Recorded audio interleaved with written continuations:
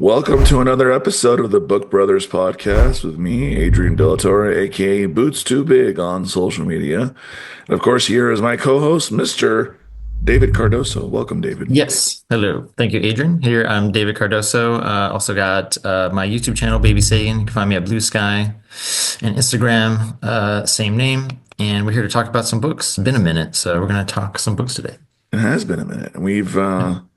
Wow, we're more than a quarter done with the year. 100 go by so fast, Yes. David. I don't Yes. understand. I don't know. Well, as you get older, you realize time is like, oh man, this thing's faster than I thought. Yeah, I thought time was a social construct, but Maybe unfortunately, yeah, it's a real construct as well. It's kind of both. Kind of both. Yeah. Yeah. And yeah, what are we talking about today? We're talking about the famous. This book is up there with sort of in the pantheon of great sci-fi literature. Ursula K. LeGuin's The Left Hand of Darkness, which took me a while to get through. As I explained to you, it's not even a long book. It's a very dense book. It's so dense with story.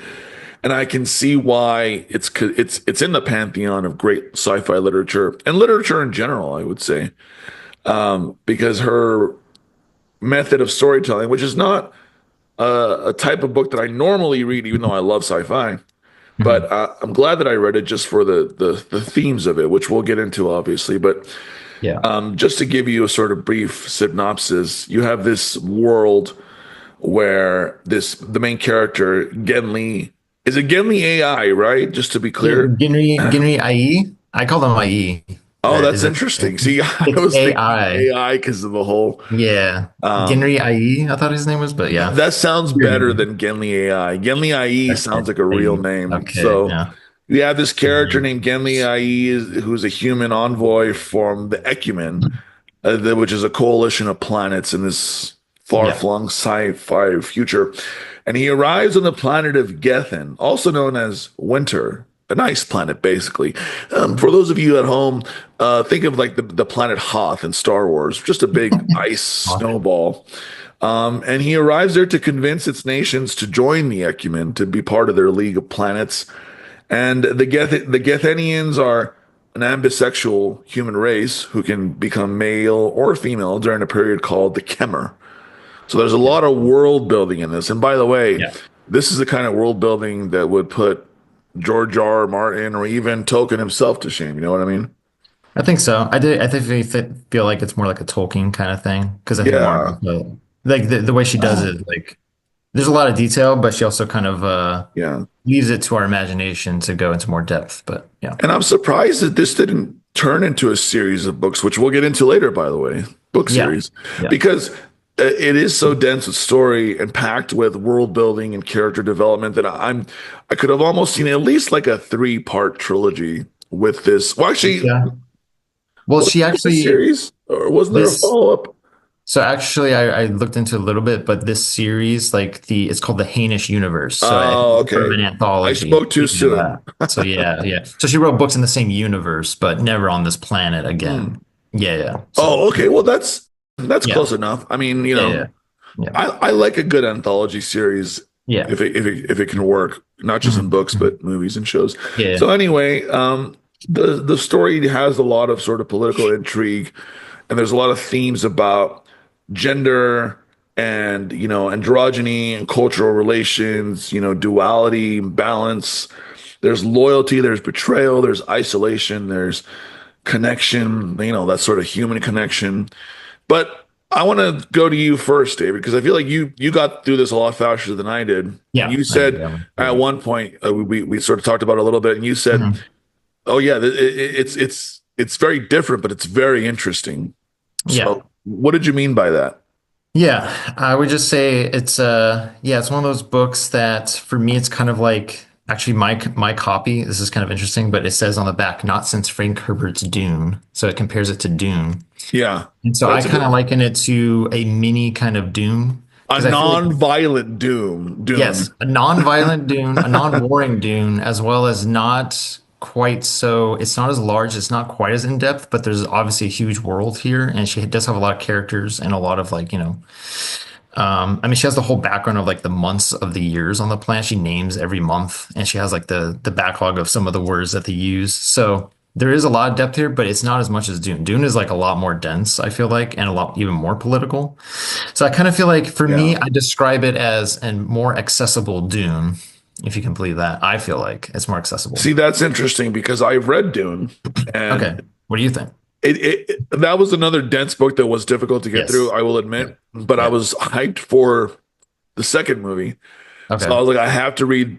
I had to finish at least the first book if I'm going to go watch it. Which, as it Okay. turns out, the Dune 1 and 2 by Denis Villeneuve. Mhm. Am I saying his name right? Yeah. Yeah. It's basically the first book. It's not book one Yes. and book two of Right. Dune. It's the Right. first book of Dune.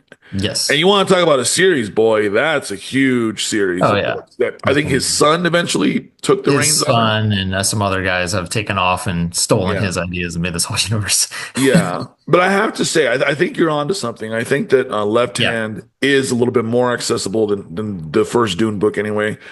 I think I think on a technical aspect, she's a better writer than Frank Herbert, just in the sense of like conveying ideas and themes and stuff. Okay. Whereas Yeah. when I read not to compare, but when I read Dune, Uh-huh. yeah, it was a little difficult in some parts. I was just like, Yeah. So if we what's can go going into on? writing style a little bit, yeah, I would say LeGuin is she definitely doesn't hold your hand though. I think I texted you that at one point when we were reading this because like there's a section She doesn't hold your left where hand. yeah, there you go. Sorry, I had to get Right that hand, dad left joke hand, in there. yeah. Go ahead. Yeah, go skipping through this book together. Yeah. But yeah, there's a point at which it actually changes. So you have your Genri, i.e., the main character, that guy that comes to this planet to try to bring this planet to the Ecumen, that that council of other planets. But then it jumps to the other character, the helper of the king of winter. And I forget his is it Estravan? Is that or is that the king's name? Estraven, yeah. I thought it was Estravan. Estraven. Estravan, yeah. Yeah. Um, so she jumps to his perspective on one of the chapters, and she actually did this in another book that I read by her, which was what's the name of that one? Gosh, it's slipping my mind. It was pretty good too.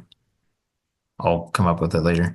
But his name was Shevik in that book. But she does the same thing where she jumps characters, and she doesn't tell you that she jumped the character.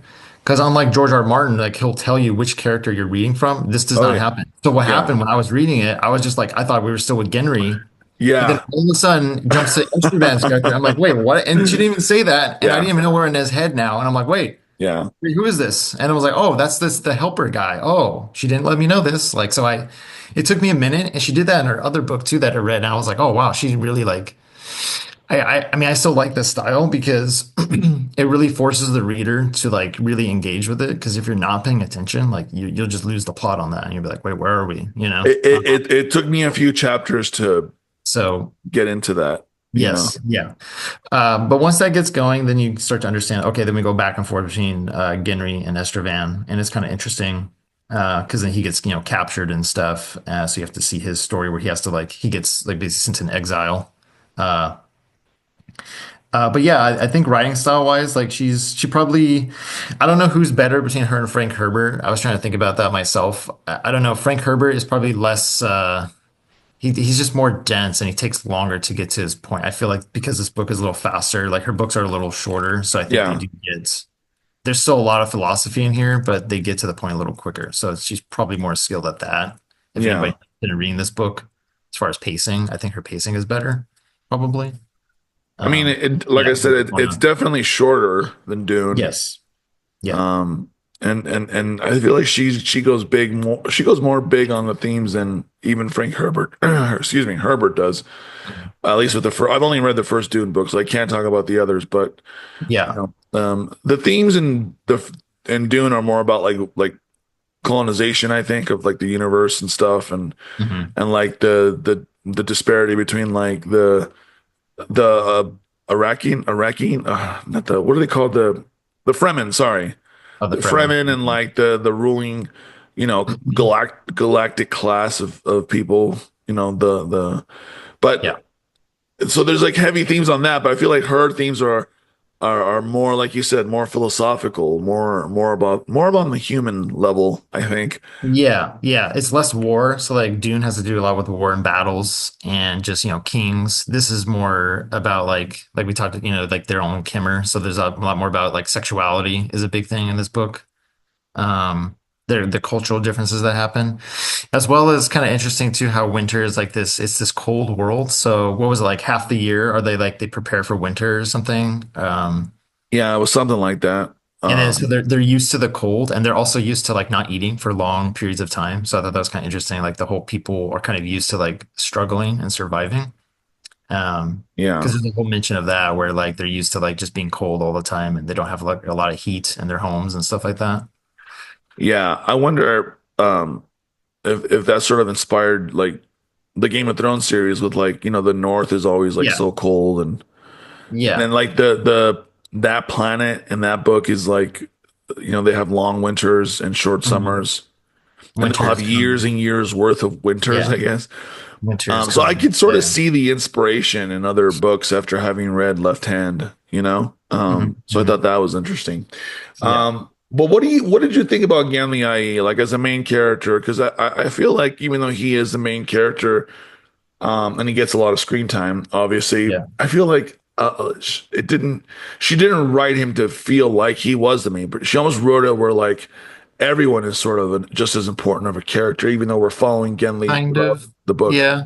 Yeah, Did I would you? agree. Like Yeah. he didn't really he felt very much just like a part of the Ecumen, like the other world council, he didn't really like stand out from like he just felt like a pretty standard like political figure. It is kind of interesting though, because like he does feel like an alien in the world because he talks about Estrovan with that. And like the king, how he's trying to figure out how to like maneuver and get these people to join the Ecumen, which is pretty interesting.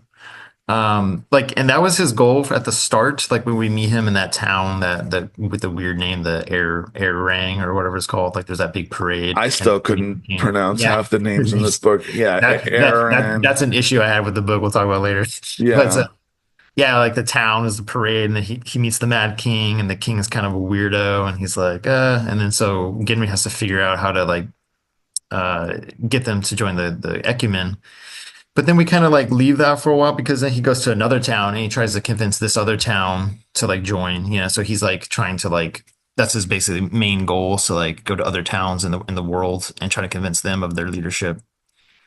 But yeah, I mean that's his main goal. Like other than that, I would say it was kind of interesting with when he just goes to different towns and he's very, I don't know. I don't feel like he was that much of a character really. It's just that big goal of him trying to bring this world into the Ecumen, and that was pretty much it for him. And then it's kind of interesting to see how he reacts to like the culture and like how they view sex, how they view, his race versus their race or whatever. So yeah, I think that Gimli was just like the vehicle that she needed for yeah, the reader to like I think that's a good way to put it. Yeah. experience the world that she built. Why do you think she made like the whole ambisexual aspect like such a big part of a big part of these like planets inhabitants? Like why do you think that?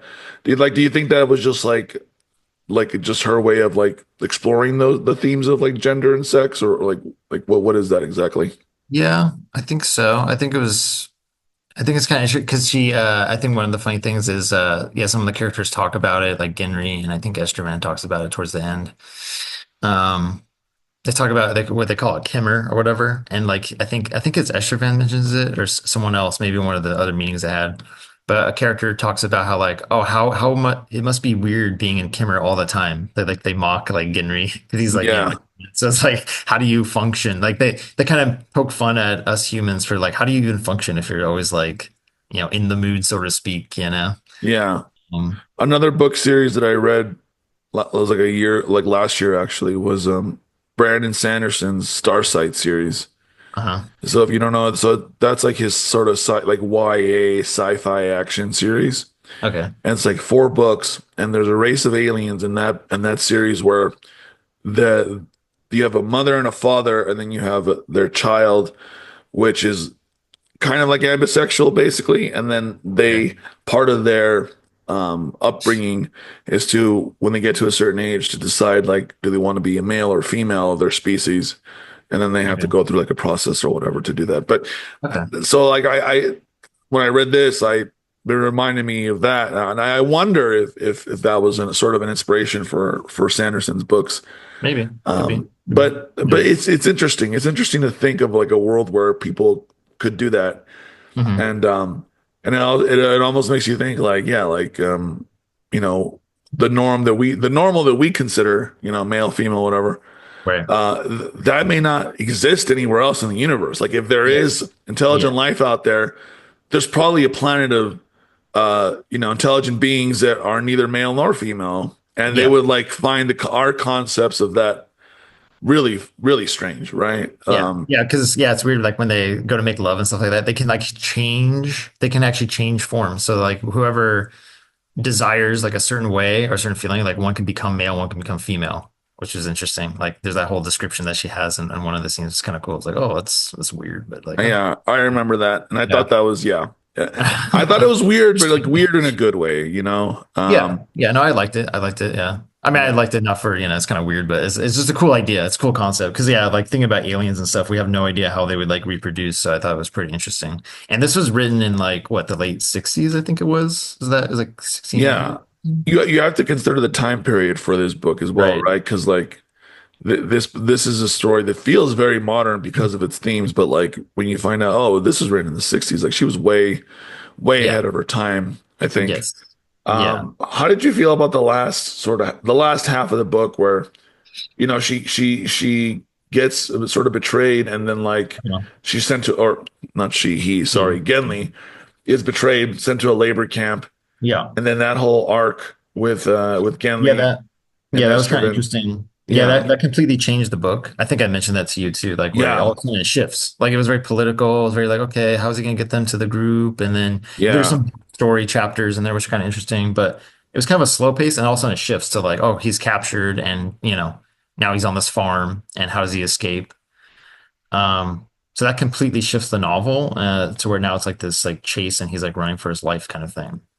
Um, I liked it. I mean, it was definitely a big change. There was a sudden shift, which was kind of interesting. There was not a lot of build up to it, which I don't know if like, do you think that was like a skilled way she did that? Because I was kind of surprised by that. It just kind of took a big turn. I was like, oh, this is weird. Like, but then I liked it because it was different, but it was just kind of, there was no real build up. We weren't expecting it. So, I like when a movie or a show or a book will pull the rug out from underneath you a little bit uh-huh. and change the not the overall tone, but like at least like the pacing Hmm. and the action and stuff. And Yeah. I think she pulled it off great. Yeah. It wasn't jarring, but it was definitely like, oh, like we're doing this Yeah. now, huh? Yeah. Yeah. Yeah. Yeah. Yeah. And that was the rest of the book until the end. Yeah. Exactly. And I think she did that great. I think Yeah.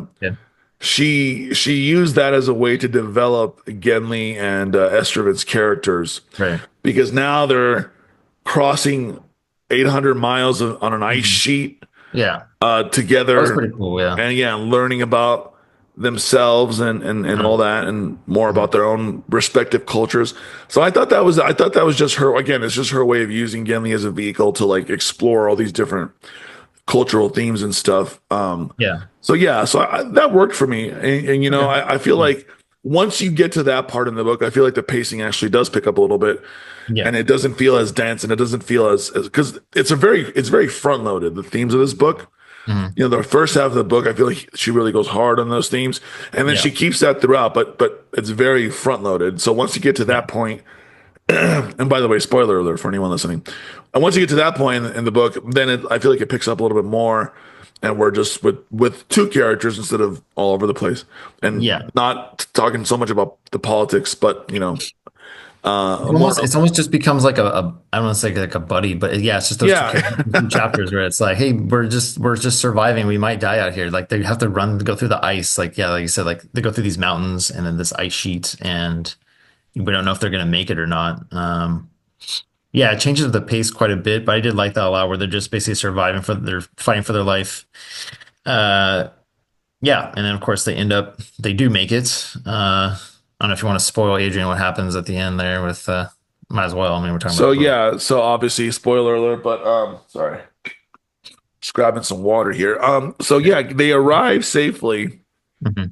back to Carhide, Oh yeah, and Carter, yeah. these are I'm looking at my notes by the way, just so you know. Yeah, yeah, yeah. And then Astrovan is killed. Yes. by some And guards. I didn't see that coming. Did you? No, I mean, I thought one of them might go. I thought they might go on the journey. I wasn't sure. I was like, well, someone might die and then he has to like continue on by himself. But once they made Right. it, I was like, oh, well, I guess like, maybe they'll get in political trouble, but I didn't think they would die at that point. But That's kind of what I thought. I thought, the people in Carhide aren't violent. They didn't seem like a violent people to me. So yeah, like you said, I thought the same thing. I thought, oh, okay, they're yeah, probably going to get some political trouble yeah, because she's sort of an emissary from another planet and he's like part of the political class. But no, they kill him. yeah, yeah, And I was a little surprised by that. And part of me yeah. wonders if that was like her way of like just having like a big, third act moment, that Estrevin has to Possibly, possibly. die, And there's also some question too, because Genry then like, kneels next to Estravan, and then I think there was like a question mark of like, oh, did he do it on purpose? Because he kind of knew, because he went right towards them. So he was like trying to like get past them, but he knew that they were gonna like fire at them, but he still kept going. And like, so she wondered if he like, did he sacrifice himself? Did he just accept his fate kind of thing? Like, You're talking about Estrevin, Estravan. right? Yeah, Estravan. Yeah. Yeah, I Kind of a thought question about mark that. there, you know? Part of me feels like it's a little bit of both, you know. Yeah. Mhm. Um, I think just everything, considering everything that came beforehand, I feel like there was maybe a part of him that, yeah, like was willing to sacrifice himself a little bit. Maybe. Yeah. Because he like, I thought he understood and respected her cause and why she was, I keep saying she, sorry, why Yeah, he was there. I don't yeah, know why I keep saying she. probably the ambisexual I think stuff. so. That's what it is. Yeah. I think Esther had respected Genly's, mission stuff. And, Yeah, and they definitely, again, and this is just how I interpret it. You tell me if you think different, but I feel like they built a strong rapport on the ice with everything they went through. And then they get to town and then, yeah, he just it's like thought, someone backstabs him in a bar or something like that. Basically, yeah, he rats him out. exactly. So, yeah. So I like that it's kind of ambiguous in a way, you know? Yeah, yeah, Um, yeah. And then, spoiler alert. Yeah. So then after that, Ginry goes back to, is it Airing, or does he go back to the he goes back to the king? What was the king's name? It was close to Estravan. What was his name? it was Argavan or something. I have it written down. It was King. Oh, Argavan. I know it was close to Estravan, so that was confusing too. Yeah, When I first started the yeah, book. King Argavan. Argavan. Okay, yeah, Argavan. Yeah. So then she goes back, or he goes back to Argavan, and then yeah, it's settled that they are going to join the Ecumen. Yeah, Um, and that, oh yeah, he also calls for the ship. So during that time when they get back out of the ice, he calls for the ship, which is like circling the planet, or that's like I think it's like near the sun or something of that world. And so it calls the ship with other people from his home world, and then they come down. And that's kind of how it ends. Is like they actually are going to join this group of collective worlds and stuff like that. So that's how it ends. So his mission was proved successful, even though he was sent to this farm and almost died, and there's a lot of trouble. So. I'd Yeah. be if I was any kind of a political emissary and that happened to me, I'd be a little upset about that. Like you guys Yeah. sent me to a I work know. camp. Well, not you guys. It was a different, Yeah.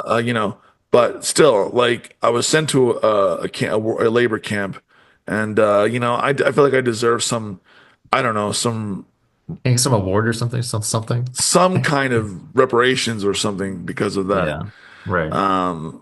Like I think he knew what he was getting into, though. You know what I mean? Like, he knew they probably trained beforehand to be like, "Hey, you're gonna go into this whole world and it's whole alien, and they're not gonna like you." Probably, like a lot of people yeah. are gonna be like, "This person's weird." I feel You like know, that's the sort of expect cut that. that like that kind of cutthroat politics is in line with what you also find in the Dune series and in like the Game of Thrones series, as far as like Yeah. the Yeah. themes of like politics is a dangerous job in these books, in these worlds. Like Hmm. you're putting your life on the line in more ways than you can really imagine. And Yeah. obviously you see that somewhat in real life, but in real Yeah. life, I feel like the ruling class of people aren't like they don't have as big of a cross on their back. You kind of think they do, right? But Yeah. especially in the current climate we're in. Maybe. But at the end of the Yeah. day, like if you're part of the ruling class, if you're like a senator, especially in the U.S. Senate, like you got it Hmm. made for life. You have no term limits. You know, as long as you keep getting Yeah. that dark money to fund your campaign, you're always just going to be in a position of power. You know what I mean? Whereas Yeah. like in these Yeah. books, the politicians are like they have the biggest targets on their back. You know, and Yeah. I don't know.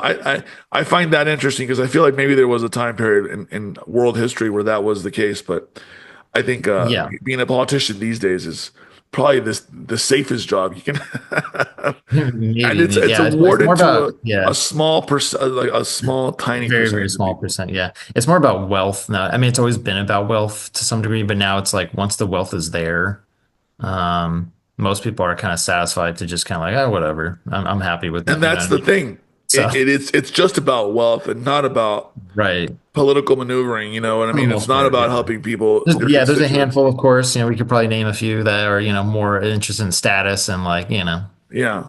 some people come to mind, obviously. But yeah, That's what I'm like, saying. it's Like, less like about that. it's lost its prestige, I think, you know. Yes, to some And degree. but what's great about books like Left Hand and Dune and even the Game of Thrones, I keep going back to Game of Thrones, is Mhm. that like these are stories about people who are in positions of power, and yeah, they have it made in a way, but at the same time they don't.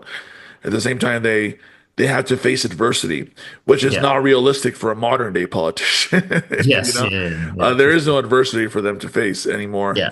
Yeah. Yeah. And that, I think that's the problem is they have these cush jobs where they make six figures, and Mhm. then like whenever there's like a government shutdown, for example, why are they still getting paid? They should be suffering from a government shutdown as much as the people who as everybody Right. else. You know what I mean? Right. For sure. For sure. I saw something one time on, of course, it was Reddit where someone said like, yeah, whenever there's a government shutdown, like the people in Congress should keep working without pay until they figure it out, and then they can get back pay later. But Mhm. they should be made to suffer just as much as anybody else. And I Mhm. agree with that. I think that if you're at that level, that you should have to deal with the consequences of your actions until you figure out a solution. But Yeah.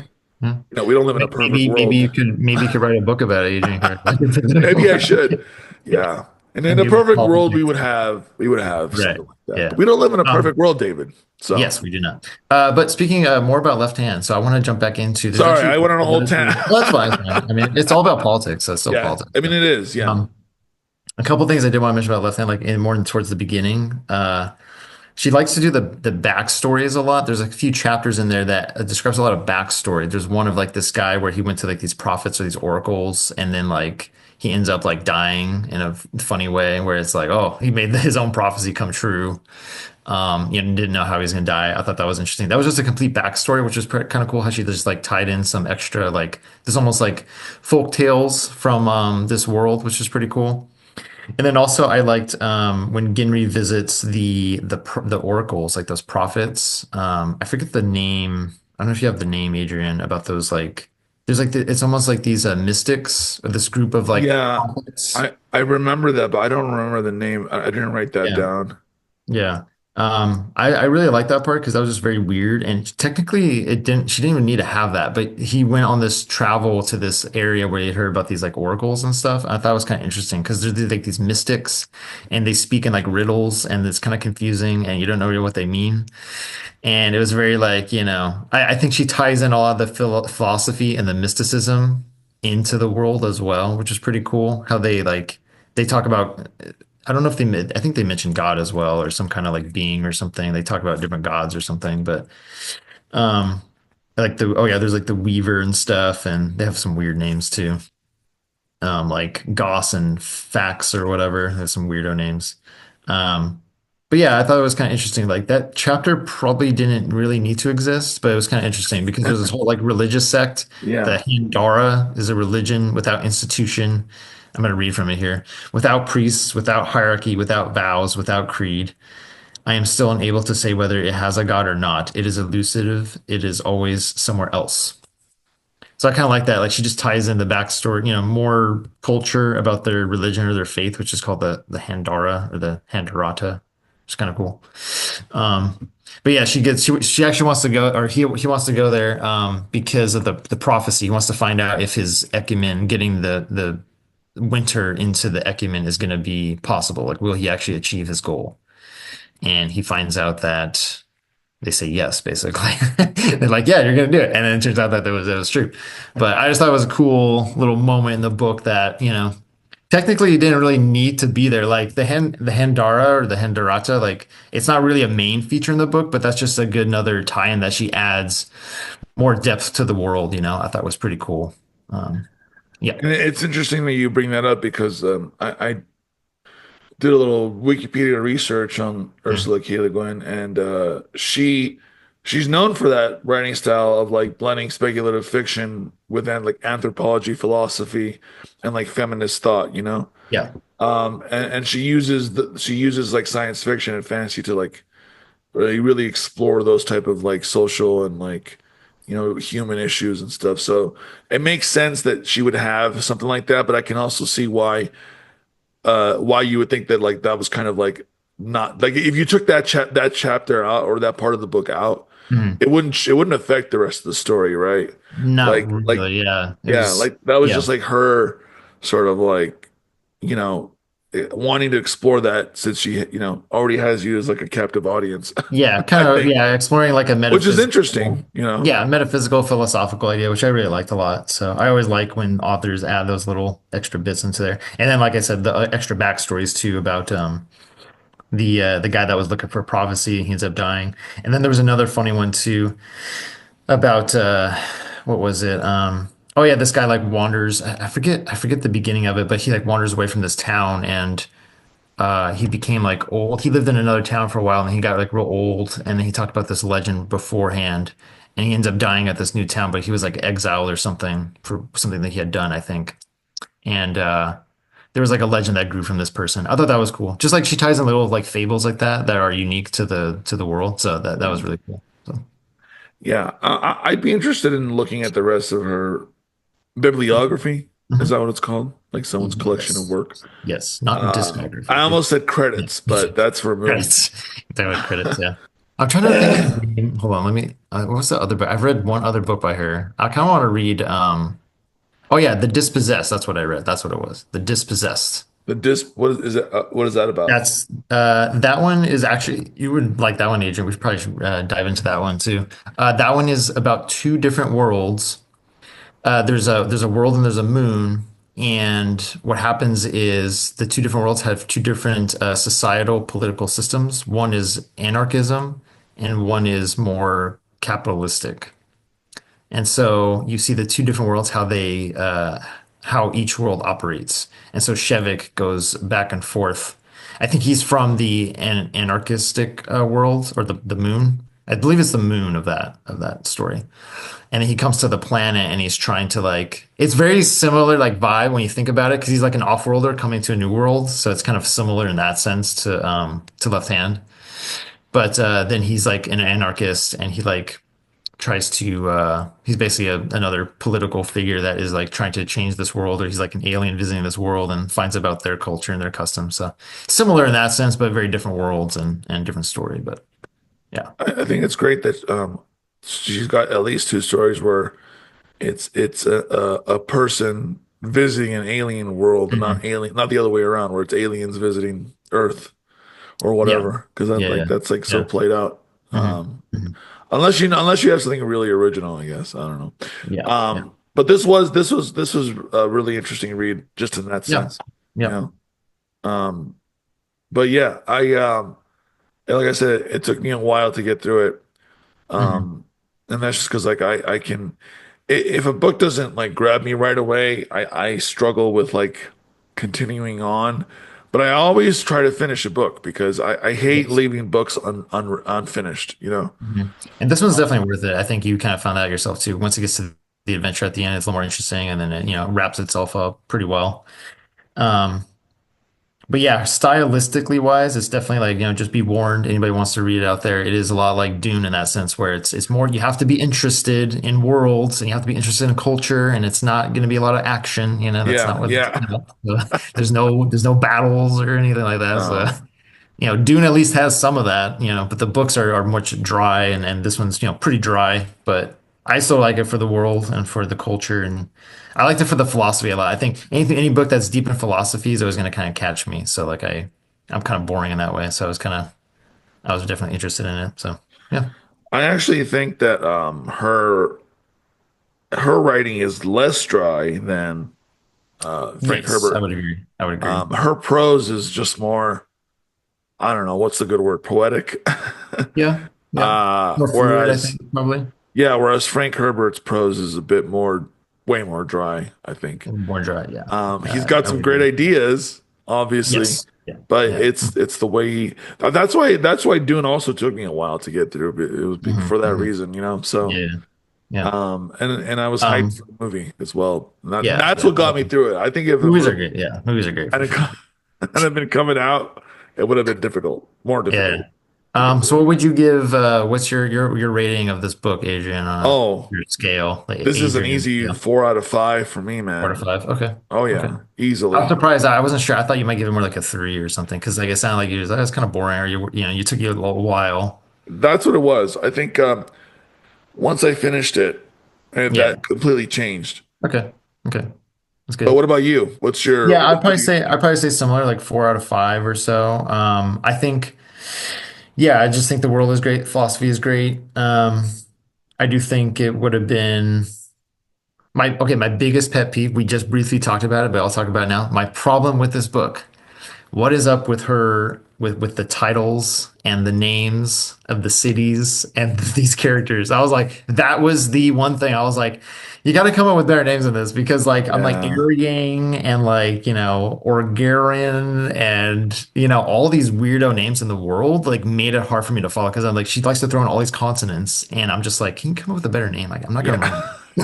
Can I get a vowel, please? I know, like I just feel like it was weird, but that was my big complaint with this book was like, can I get like a cooler name or something? Like, I took it as her trying to make this world sound as alien as possible. yes, That I that think was my that. thought process. Was like Right, right. she's probably just trying to make it sound really alien, Yeah, right? Because a lot of these names are just very unique, yeah, like you said, right. lots of consonants. hmm Um, and Yeah, I think that's really Carhide is kind of a cool name. I like the name Carhide. Warhide's okay. Yeah, But like, there's a couple of them that are what was one? fun. Orgorian. Viren, Like Viren, that did piss me off a little bit because I was like, Aaron Aaron Rang. Rang, like yeah, it's like I'm like, what it is this? almost sounds like weird, like Tolkien type names. Kind Because of, Tolkien did and that too. He had a yeah, lot of strange, right. And even the main character Genry, I'm like Genry IE. I'm like, what is this? Like, what kind yeah, of name is this? Like, exactly. so So there's just a lot of that, and like the prophets have weird names. Yeah, I don't know. Like, I think the coolest name was actually we talked about the ice sheet. That was the coolest name with like the mountains, Drumner and Dremagol. I thought were pretty cool. Like that has I I had mean the that right there sounds like it those could are be cool. in Lord of the Rings. Like Yeah, that yeah. just I think she was inspired by Tolkien a lot, Oh, I'm honestly. sure. I'm I think she sure. wanted Yeah. to do not wanted to do, but I think that yeah, like the naming stuff and like her hmm way of telling stories, I think it was very Tolkien inspired, which is Yeah. fine. Yeah. But yeah, some of those names are like, and like I said, Yeah. Tolkien was guilty of it too. Like he had a lot of Right. Right. weird, Oh, I'm sure. you What know. was this thing? There's also this thing she calls could lower all his standards of Schiffbreather. Is that like honor? I think it was like the name for honor or something like that. Yeah, Schiffbreather. Like just words like that. I'm just something like, like it's that. okay, but it's just weird. It's like, all right. I wish that like she had footnotes. Well, no, she did have footnotes, She but had a little bit, but I'm looking at the back here. It's more about like the months. She also had weird names for like the months yeah. of the winter, the planet winter. Did Um, did you ever read like the first three body problem? I have not. I have the first book, which I do want to read, but I haven't read it yet. That's on my shelf. So you should read it. I think you'll like that series. I need to get through the second book. Start the second. I made Okay. many attempts to read Never done. start the second book, by the way. Okay. But that's on Never me. done some But second. in that book, he has a lot of footnotes throughout because it's also a Okay. translation from Chinese to English. Yeah. Yeah. Yeah. And I Okay. think I used to be annoyed by footnotes. Maybe that's a topic for a future discussion. Yeah, we could talk But about when I was reading the three body problem, I was like, okay, it's fine because it's giving you explanation on what something means. It's giving you context, and that works, you know. that. Yeah. And Yeah. she did a little bit of that in this book, I noticed, like you said. But yeah, there's an index, right, in the back of the book or something A like little that. bit. It's pretty small. Yeah, Appendix. it's not like Game of Thrones or anything, but it's a small one. Mostly about like the months and like Yeah. the calendar and the clock and Because stuff. even Dune has that, right? Even Dune Yes, has Dune like has a a little whole, bit is more dense on that. Yeah, yeah. yeah. But yeah, that's my big complaint. Other than that, I thought it was really good. Great philosophy, good story, interesting backstory of this world. Maybe you could say the other point, it being like a 4 out of 5, maybe you could say like maybe she should have like a little more action because like once it picks up at the end, then it probably gets a little bit better. But like you said, it's front loaded with politics and background, so yeah, it's pretty good. You know, it's a good book. It's deep, but it's short, so yeah, it's interesting. My biggest complaint is just the character POV switching, like you were saying earlier, how she Yes, doesn't that's announce another that. one. Yeah, Like to me, yeah, I need to know whose head I'm in right. because I'm a very visual reader Yes. and I like to visualize the person Hmm. and their like, who they are physically Yeah, and the yeah. context they are in physically. So when you don't tell me whose head I'm in and I have to figure it out through context, I get Hmm. a little annoyed. And I did get Right. I did get annoyed with that. Yeah, I got used to it, right. but in the beginning I was like, what is like who Yeah, where sure. is Right. who is the like Yeah, where am I? Yeah, like what happened? Because it was weird because then she talks about on that the first time she does it, then I think it was like it's a few pages in that you figured out because then like you hear that he's talking about Ginry and you're like, oh wait, this isn't Ginry? And I was like, wait, so who am I? And I had to backtrack to like a few pages, like, wait, what happened? Yeah, like just or even if she just like introduced it like right off the bat in that first like paragraph, like, hey, by the way, or just have the chapter subhead be the character's yeah, name. right, There's right. nothing wrong with Could have done that, it. you Yeah, know? I like that. If you're gonna do a sort of if you're gonna do the kind of story where you're switching POVs like that, yeah, yeah, Although I guess it wouldn't have worked the last third of the book because it was just mostly two characters. So, yeah, but at least give us something, man. Like that was my biggest complaint yeah, was. yeah. So, Yeah. I think those are the big problems are the names and then also her POV switching yeah. and not holding your hand too much. So it can be a little difficult But to be that challenging. speaks to how good the book is when it's those two Yeah. things that are Yeah. our biggest It's pet still good. peeves. You It's know still what I very good. mean? Yeah. Mhm. For Because sure. I've read some pretty bad sci-fi, Hmm. especially in like the last 6 months. And I've read books that just Let's read some of those books too. pissed me off. I've talked about one of them in this show. It was that Fractal Noise book. My Oh God, did I yeah, hate yeah. that You did book. talk about that. Yeah. Yeah. Yeah. And this book didn't upset me. It annoyed me a little bit, but Yeah. it didn't because I felt fulfilled in the end, right? I felt Yeah. satisfied Yeah. that I know I just read a good book as Yeah. opposed to a bad book where you finish and you're like, how do I get my time back? I'll never get Right. it back. Right. But maybe I that's also what makes think us good writers, right? Is reading bad books as well. sort of, So yeah. And you still have to like challenge yourself to, even when you recognize it's not a great book, I think it's still good to try to get in the habit of finishing them because like you never oh know. yeah, And yeah. it's just good to finish it because like you'll be well-rounded and you'll be like, well, it was it worth it or not? I still think it was worth it even if it was terrible. I mean that it depends. I mean, if it's really bad, you just put it down. But Yeah. Well, some books have good ideas and good concepts, but the yeah, execution is lacking. yeah, yeah. There was that was the one book I read a while ago. Not a while ago, but yeah, it was like they're exploring this mysterious spaceship, alien spaceship, and then they realize that the spaceship itself is the alien. And like that's a cool idea. Yeah, that's Like the pretty ship, cool. like what Yeah, they thought was a ship is yeah, the yeah. alien. Is the alien? It's Yeah. evolved to survive in the vacuum of space. Okay. And to us, it would look like a weird alien spaceship. But no, that Yeah. is the alien. Like Uh-huh. when they go inside of it, there's the guts and Are you talking about the Jordan Peele movie? no, no, no, no. It was, That's although it's funny you good bring to that up. say. Yeah, No, it was that was pretty good The too. Last Astronaut. That's what it's called. The Last Okay, Astronaut by David Wellington. gotcha. Okay, Um, I interesting. like the concept. I thought the concept Cool is idea. original. Yeah. Mhm. Like imagine that. You think it's a spaceship. No, that's the alien. Yes. Yeah. But the That's cool. execution was not great. It Yeah. was like it turned into like a horror, cosmic horror type story. And to me, it just didn't work for me. Okay. So, Yeah. um, If you don't like execution, we should dive into Philip K. Dick at some point because great ideas, but very yeah, hostile. Yeah. I have a Minority Report on my Okay. on my bookshelf Okay. on my to be read pile. Yeah. So maybe Great we could do idea that guy, but next. his stylistically, I always kind of struggle with him. But yeah, that'd be interesting to read one of his. Yeah. Last point on Left Hand for Darkness. I wanted to show you my copy, my old copy. This is the front I have. My two Oh, pages fell off, and I lost my cover, so I just have the table where to do you Left get Hand. your books, by the way, generally speaking? Because it looks like you have Uh, a lot of older copies of books. well, this I got from my uncle because he gave away a bunch of science fiction, so I got this one for free from my uncle. Um, so I have like a Oh, bunch of okay. old sci-fi that are free, but then either like if I don't have it, if I have some extra money, I'll go to Barnes and Noble and I'll actually buy it. If not, I can go to the library. Um, yeah, usually that Yeah. library or Barnes and Noble. I troll what do you call it? Goodwill and like thrift Oh, good shops a one. lot Okay. Yeah. Oh because yeah, Half you'll Price Books is good too. I gotta go there quite a bit. half price books, Pango books, Yeah.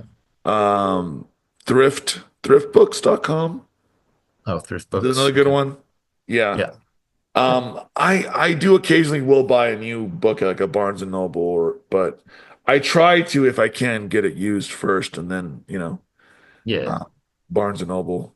Yeah. It's just nice to peruse Barnes and Noble too, especially Yeah. if it's like the updated stores where they've changed Mhm. the whole layout. That's pretty Yeah. cool. Yeah. But yeah, speaking of books and book series, I feel like are we good on Left Hand? I think that was a good Yeah. discussion on That that. was Yeah. good in depth. That Um, was good. Yeah. we'll keep this next part pretty brief, but Yeah. we're talking about book series and standalone books. Obviously, Left Hand is part of a series, as it turns out. Dune is a big series. Lord of the Rings is a big series. But what do you prefer? I know you like sci-fi, so do you prefer a good standalone sci-fi book, or how do you feel when you find out, oh, this is book one of X amount? Okay, Like, does it I think I shared intimidate this with you at you all? before. It doesn't intimidate me. It kind of like I'm more like disappointed because I'm like oh there's more to this. I'm like oh I thought it was finished. So I'm like I personally prefer one book or I prefer an anthology. So if I had to pick, I always prefer like just one book that I could read through that I could get a full story. Now, if they want to do an anthology like that, a full story in that universe, that's fine too. But I always prefer just a single story myself personally, rather than like a series. Like I have to keep reading this. Like really, like you can finish this in like one or two, but like after, it just gets kind of weird after that. But Sorry, I oh, just but okay, slapped my laptop a little bit. okay, I couldn't hear your sound. No, I get what you're saying. Yeah, I always prefer a good standalone book if it's good, especially. I like Blake Crouch books. He tends to write mostly standalone books. Recursion, which I have on my bookshelf, Dark Matter. He has the Three Pines or the what are they called? The something Pine series, but that's just like three books, okay, 3 or 4 books, something like that. yeah, Castle Pines is what it is. Um, so like I like that, Upgrade is another one. He mostly does stand alone, but yeah, when I see a book series, I'm like, okay, well, let me try the first one out. If I'm intrigued enough, I'll keep going. yes, I'm probably similar in that Um, one. the Starsight series, which I brought up earlier by Sanderson, who Mhm. only does, I think, series, not standalones as Okay, much. okay, That's 4 books, and honestly, like I liked the first book. I really liked the second book, and then the third and fourth book were good, but the second book I think was the standout in that series. And it was YA sci-fi, so I got through them pretty quick, yeah, right? And they're like okay, relatively short. I think they were like mhm. 300 plus pages or something like that each. And then like The Expanse is another series that I've kept going with. I'm Mhm. about to finish book four, and book four was kind of a lull, I think, in a series. But a buddy of mine says that who's like on book nine, I think he just Oh is about wow. to finish the series. Said, "Don't worry, it gets better after book four. Like book five is really good." And I'm like, okay, See, that's the problem with series. It gets better after book four. I'm like, yeah, okay, yeah. well, what's going on here? Like, why Red didn't you give me Rising that was good another stuff to one. begin Red with? Rising was an example of a series that I didn't want to keep going with because I was like, I Uh, read the first book and I was just like, yeah. this is like Game of Thrones, or this is like Hunger Games on Mars in space. Okay. And it didn't do it for me. But everyone said Well, the first book is the weakest. Once you get past book one of Red Rising, they get so much better. And there's like Mhm. now I think there's like five or six books at this point. Okay. But I'm like, no, like you have to Yeah. grab me in the first book. Like, okay, yeah. So I'm definitely like I'm not gonna like completely say no to series because I have read some series. You know, I read Hitchhiker's Guide was like my favorite, but that's like, sci-fi comedy. I feel kind of feel like sci-fi like any comedic. I don't know, like if it's a comedic book, it's gonna catch me, a little bit more. Yeah. Like Terry Pratchett is an anthology. He does a lot of Discworld, so I read a lot of his books. That's a huge Um, series too, isn't it? oh yeah, Discworld's huge. Yeah, yeah. There's like I think there's like 30 books or something. Or Yeah. 20, 30 books, crazy. I've read like I think I've read like seven or eight of that series. It's pretty good. Um, but I don't know, something with series, I kind of feel like for me, it comes across as marketing, and it kind of takes like I know it's fine if people want series, and I'm not opposed to like all series because I've read like Star Wars, a bunch of different Star Wars books, like um so I've read some series, but just in general, I've noticed like the more I continue to stay with these characters in the same universe, the more I'm kind of like kind of feel it's played out. Maybe that's more like the creator in me and the writer in me that I want to come up with something new. That's why I prefer anthology, for myself. That's why I like Ian Banks's The Culture series. It's like it's just an anthology. And I even was like gonna say with that LeGuin one that we you could just read. start anywhere, right? In the culture Yeah, yeah, series. like yeah, and even like Ursula Le Guin is really good too because it's just like, oh, it's the same universe, but they're very different characters, different worlds. I kind of prefer that just because it's like a creative way to you can always create something new in the same arena rather than like continuing the same arena almost. It's almost like I've already been here before. Um, I would say like a big exception to that for me is oh, here's Darwin. Hey, Darwin. Darwin wants to join in. Oh, hi, Darwin. What's your Um, favorite book do series? you have a favorite book series, Darwin? Garfield. I don't She's think he got Garfield. He the likes his Garfield line. comics. Yeah. Yeah, Garfield. Yeah, I love Hey, Garfield. you're John, Um, basically. So you better make him some lasagna later, oh David. yeah, yeah. He likes his treats, so he's fine. Um, I was gonna say, but yeah, so Ian Banks, and then a series that I do really like. This may be kind of unique for me, but is George R. R. Martin, the Game of Thrones. But I kind of feel like Yeah. he's unique in that way. Like it's so in depth, it's so historical. There's so much to it. Yeah. That's a world, that is a universe right there. And I don't. That one kind of makes sense to me. If it's gonna be that massive, I can understand that. Like, Unfortunately, it's unfinished, which we won't even get into that because that's a whole yeah, another topic of that's discussion. But unfortunate. I've read the first three books of the Yeah, Song of Ice yeah. and Fire series. Mhm. Yeah, If you just read the first three books and the first three books alone, you could mhm. almost end it there as a trilogy and Probably, yeah. not read Yeah, the other three books that are right. out. Yeah, Yeah, I think it works. Obviously, it doesn't tie up all the story, like especially Dany's storyline with her, yeah. and the dragons and all that. Mhm. But the third book is so good, like Storm of Yeah. Swords. Oh yeah, they're all really It's good. like the best. That has like some of the biggest plot beats of the whole series too. Mhm. Like Mhm. you get so many good, like the red wedding, the red Yeah, wedding, the purple Red wedding. Wedding there. Yeah. Is there a purple Uh, wedding? what There was a else is purple wedding. not the purple wedding? There's What a am I purple thinking wedding. about? But you get a lot of major plot beats in that book Yeah, alone. yeah, So, yeah. So but I yeah, get what you're saying. you're right. I mean, I'm not like completely opposed to series, but when you really get into one, and you're like, you really enjoy like the history and the culture and the world, like it can really be pretty amazing. Like George R. R. Martin's pretty unique in that way, and I know there's like Robert Jordan, Wheel of Time, and there's a whole bunch of other series like that that I'm sure are like fantastic in their own right. So if you want to write it, go for it. But I'm definitely more preference for anthologies and singles. So I agree. I think the reason why series are also such a big thing is just because of money reasons. yeah, Like, yeah, the first book is popular, so I think publishers will demand yes, that writer keep going with that yeah. series. Let's Mhm. milk it for Mhm. as long as we can because, now we have an established audience, a dedicated audience, and they're going to keep coming back. And Yeah, it's similar, it's almost really similar to movies, right? Because yeah. especially nowadays where they keep remaking the same stuff over and over and they Mhm. keep Mhm. adapting so many book series. By the way, like we could do multiple episodes on how many books have been adapted for screen, Yeah. Or right? like the one that comes to mind on that is Hunger Games too. Because like speaking of marketing, like I feel like Hunger Games that's a great series. Like I like it. I watch the movies. I've never actually read the books, but I could see that one being a good series. But at the same time, it does feel like marketing. Like I always feel that like sense of pull of like, oh, this is just for money. Like even though it's good, I know ultimately this could be wrapped up quicker, but because of money, they want the sales, they want more product or whatever, you know? So that kind of bothers me with series. I think like the marketing aspect of it feels kind of like, did the author genuinely really have like 5 books planned for this? Like probably not. Like, No, but then it no took one ever off and like, does. well, well, you know. No, no one. Listen, people need to understand when it comes to writing, writers only they can only think so far ahead, you know? You Yeah. might have Yeah. like a bunch of major beats in your head, but like and this Hmm. is the same thing in Hmm. TV as well and movies. They can only see so far into the future, you know? Yeah. Yeah. Most of the time they're developing stuff as they go, you know? Yeah. They're developing stuff in stages. You know, you have the first season of a television show. They don't already have the next season planned out. They have to work on that. That's part of the process, you know. Sometimes they do, sometimes they, yeah, or maybe they'll have like, they may have like the ending in mind. That happens too, Yeah, where it's they like, they probably oh, it ends, have but I don't know what happens in between, you know? yeah, like on the macro scale, they probably have an idea of where they want to Yeah. go.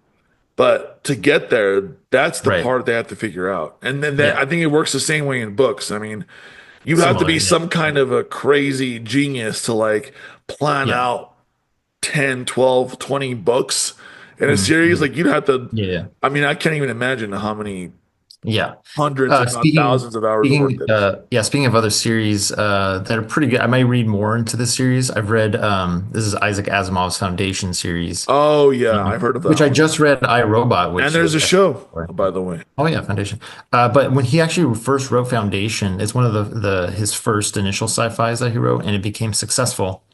He initially didn't plan on writing anymore on Foundation. He was kind of just done with it. But after like I think it was like 10 or 20 years even, but he wrote so much throughout his career. But like later on, they kept pushing him for it. His publisher's like, "Hey, the Foundation that sold the most, that was popular. Like you should do more on that." And so he finally, but he talked about it later on. He's like, "Well, I didn't have an initial idea for it, so I didn't work on it until about 15, 20 years later." And then he came out with, I think there's like 4 or 5 in Foundation or something like that. So now then it only became something when he then had the natural ability to do it, when it spoke to him again. So I thought that was kind of interesting too, where then he wanted to dive back into it.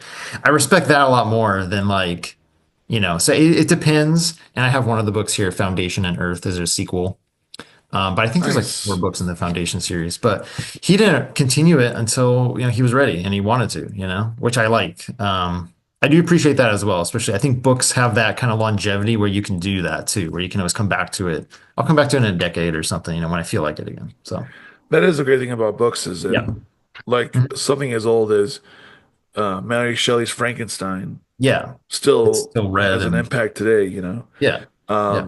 Or what's that one? I own it too. I haven't started it yet because it's a big Uh-oh. chunker of a book. Oh, But The I Count have of to. Monte Cristo. Okay, never read that I one mean, either. look all Yeah, but it's considered such a classic. we may have to dive into that one maybe at some point. That would take me a How year. many pages is that? How many pages is that one? Oh, I don't know. Well, this Like this this 800 or something? print. Is it tiny? Oh no, no. Well, The yeah, audiobook is actually, it this is over. This is just under 1,300. under 1,300? Wow. Okay. It's a big chunker, Yeah, you yeah, know, yeah. Yeah. big Heard good chunker. things about it, but yeah. Yeah, I read the first chapter only, and Okay. I was surprised at how Chapter. how Yeah. modern the writing felt for being a Yeah. book that's over 100 years old. Okay. That's cool. And fun fact about that book is that it wasn't published in one go, the way you see it. He published it in a weekly or something like Oh, I see. It did. stories, Yeah, yeah. They used and to do that a then long time ago. Yeah, yeah, yeah. that was the Magazine. TV show of the 1800s, Right, basically. right. They would pump out a new every like month or something. There'd be a new Yeah, book story. yes, sir. Yeah, yeah. Pretty cool. No, that's interesting though. Yeah, it depends on the series if I want to get into it. Mhm. If the first book doesn't grab me, I won't keep going usually, like Mhm. with Red Rising is a good example. And what's it called? The Expanse series. I've kept with it because I really like the show and I've heard that the book series is amazing. So, and it's Yeah, only 9 books, and they're kind of long, but they also read very fast because yeah. James S. A. Corey, who are two writers, That's their pen name. They don't use like a lot of purple prose or super dense Yeah. prose. They write pretty straightforward, you know. It's almost like I always tell it's like not reading a screenplay, reading a movie. Like when I read Recursion by Blake Crouch, for example, he writes in a very visual way. Hmm. It feels like you're reading a movie, not reading a screenplay, reading a Okay. movie. Like you can Reading a see the movie. movie Okay. as you're reading it. Interesting. And I think Okay. The Expanse, don't do that. And I think Oh, sorry. you always do I that. know. I always have to, Yeah. you know. The Okay. Expanse series, though, I think is along those lines. So Okay. I Cool. recommend it if you ever have a chance. Cool. Expanse. Okay. The Expanse by James S.A. Corey. I'm surprised you haven't read it because you like sci-fi too, so, right? So Yeah, yeah. I definitely like I think with sci-fi I don't know, it's kind of interesting. Like I'm kind of one of those people that I like sci-fi, but I don't want it to be like heavily marketed or have like a lot of like I feel like certain cover we were talking about judging a book by its cover, but sometimes you can kind of tell this cover is like it looks really good, but I know it's kind of like mass market appeal. That kind of like is not as appealing to me. So like sometimes I'll see like even like the title, like what's the name of that series again? The Expanse. The Expanse. The Expanse, it kind of feels like this is going to hit on like teenagers are going to love this, like young people are going to love this. It kind of feels like a very like I don't know. It sounds like it to me, but I'm sure it could be a It's great series. But it just yeah, I'm always judging things. Yeah, I still judge from that perspective. That it sounds kind of like a young adult like sci-fi series that's mass market. That's what it kind yeah. of sounds to me. I But could see that. yeah. It's not. I'll tell you right now, it's not YA at all. Okay. It's not. I mean, yeah, YA tends to focus around one character from their first person POV and like sort of their journey, their coming of age type of story. Okay. The Expanse is not like that at all. The Expanse is more of it's kind of an ensemble story because if it, they do multiple character POVs, and each chapter is a character's POV. So you're only Okay. getting that one character, I see. their POV at a time. Do you get like are there multiple chapters with that same character or? Oh yeah. Oh, okay, okay, okay. I Yeah. thought it was only So one. James Holden is the main character, and you get a lot of his POVs because him and Okay. his crew are the core characters, and then Gotcha. everybody else, you know, in any given book. Okay. So, anyway, I think that's a good a note to wrap up on. Okay. Did you have anything else you wanted to share today, David? I think we're pretty good. Talked about series and anthology. I prefer standalone, and Left Hand Darkness was pretty excellent. So it's a great book. It's very philosophical, very in depth. I feel like political intrigue and culture and some alien worlds. Pretty good book. And I think that's why you'll like The Expanse because there is political intrigue. They do explore Okay, stop trying to sell me on it, dude. different worlds. Like a Yeah, salesman for the I think you Expanse. might like it. I think you'll like it. Yeah, we could always dive into the first book and Watch the show, if anything. The show is fantastic. I love the show. where's the show on? Is it HBO or? Well, you can watch if you have Prime, you can watch it on Oh, okay. free on Prime. Okay. It's five, six seasons, six seasons. It's so good though. Like you'll burn through that show quick, dude. Okay. I didn't think I was gonna enjoy it, and I watched the whole thing, and it's so good. So Okay. watch the show first, if anything, and then decide if you want to And then read the decide. Yeah, books. yeah. Okay. All right. So yeah. Yeah. Well, hey, we did it. This is Yes. another episode in the can for the Definitely. Yeah. Book Brothers podcast. Follow us. We're putting this on our social media accounts on TikTok and YouTube. I'm at Boots Too Big on YouTube, but David is at Baby Sagan, as well as on TikTok.